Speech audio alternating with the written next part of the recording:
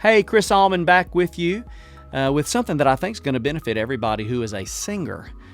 And I want to share something that happened to me this past weekend. Someone asked me a question, and I'm going to share with you what I shared with them because I think it'll benefit you if you're a singer. But before we move into the video, and it's going to be kind of a short video, but jam-packed full of what I think will be information that will benefit you if you are a singer. But before we move on, take a moment, like the video. I'd love to get the likes way up because the algorithm will see that. They'll push it out to people like you who love music, and we can build this community and this family a bit bigger. Also, take a moment to subscribe if you have not taken the time to subscribe. Please do that because there are going to be many more of these videos coming your way. And hit the bell. That way you'll be notified when I make a video. Comment below. Share with me maybe a question that you have about what I'm sharing with you. Leave a comment, maybe if there's something in the future that you want to hear me talk about. Maybe there's something that you can share with us that we can learn from. I'm always learning. I'm 56 years old, been singing 35 years plus. I'm still always trying to hone my craft. I'm still listening to other people and trying to learn as much as I can. We should never stop learning. Really with anything that we do. So, moving on into the video, like, hit the bell, subscribe, share it with somebody, leave your comments. That's really going to help this channel. Somebody came up to me and they asked me about longevity.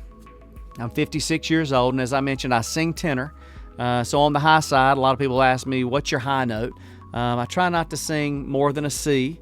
So I'm just not going to go any further. You kind of identify what that top note is, and you try to stay, if you will, there and below. I don't ever try to push myself, and that could lend to longevity there in and of itself.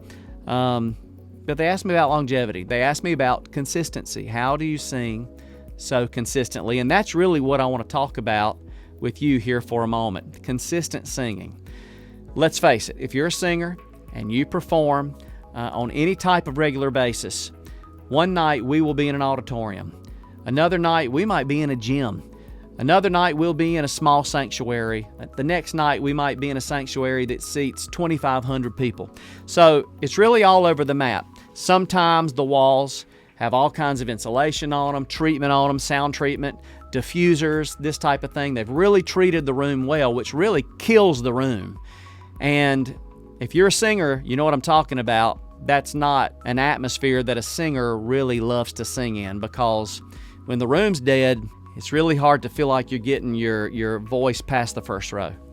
And then there are those situations that have the high wood ceilings, and man, everything reverberates, and you get that house coming back in, and you're just hearing everything that's going in, and you can just feel like you could sing all night long. So you have different atmospheres that you're singing in all of the time. So how is it that we can sing the same in an atmosphere that we love and then sing the same way in an atmosphere that's not our favorite, that dead room, if you will? A lot of you will remember Rush Limbaugh. He was a talk radio host, he was a conservative radio host, and he went deaf as he got older. He was going deaf. He had a cochlear implant. But there was a time when he was going deaf and he didn't realize that he was. And I'll never forget listening to him talk about this in an interview. And he said, I was going deaf. I didn't really know that I was going deaf. But I noticed at the end of my broadcast, I was starting to be hoarse. He said, and then later I found out the reason I was hoarse was because I couldn't hear myself talk the way I used to could hear myself talk. And so therefore, I was talking harder so I could hear myself. Well, that's the same thing that we do as singers. And he said this, I'll never forget it. I have etched it and burned it into my mind. He said these words. He said, so I had to learn what it felt like to talk right. I had to learn what it felt like to talk right. And I said, wow, light bulb moment, okay? That should be the same with us. We need to learn and take notes of what it feels like to sing right. So, I was talking to this guy. I said, when you're in an atmosphere and you love the way that it feels, and you're just singing easy, and you feel like you could sing for the next 3 hours and not even get hoarse, not get worn out. You're singing good, you're comfortable, you're breathing right, you're singing the notes easy because of the atmosphere. I said, instead of getting lost in those moments and just enjoying those moments, which can be very easy to do because we love singing when it's all going well. Instead of getting lost in those moments, take mental notes all night. That's the time to go to school.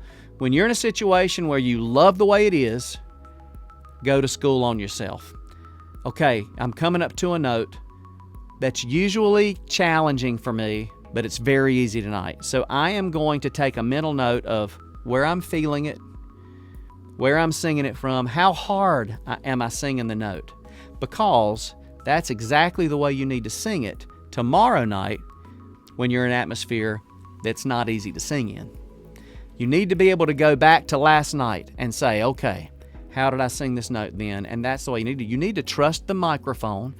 In the situation that you have monitors, and I suggest floor monitors, not ear monitors. A lot of people use ear monitors, and I'm not saying that it's wrong. It's good. A lot of people love to do that.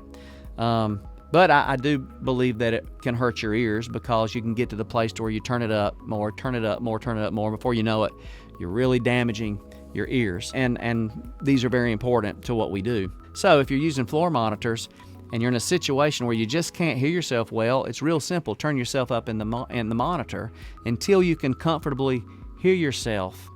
And just don't sing hard. Sing the same way that you sang last night. Because I guarantee when you're singing and everything's right and the atmosphere is just like you like it, you are not going to be singing hard at all. You'll be very surprised how easy you're singing when you're in those situations. So I thought I would just give that to you today. I'm going to stop right there. We're going to make this a short video. I think that's enough for you to think about. So when you're out next time, you're in a great situation, take mental notes all night long. How am I breathing? What do I feel like? How much support do I have going? How hard am I singing? So just take those mental notes and use them whenever you're in those situations when it is not easy to sing. Thanks for stopping by again, and I hope this helps you. Hey, subscribe to Everything Music. Like, share, comment. God bless you. Until next time.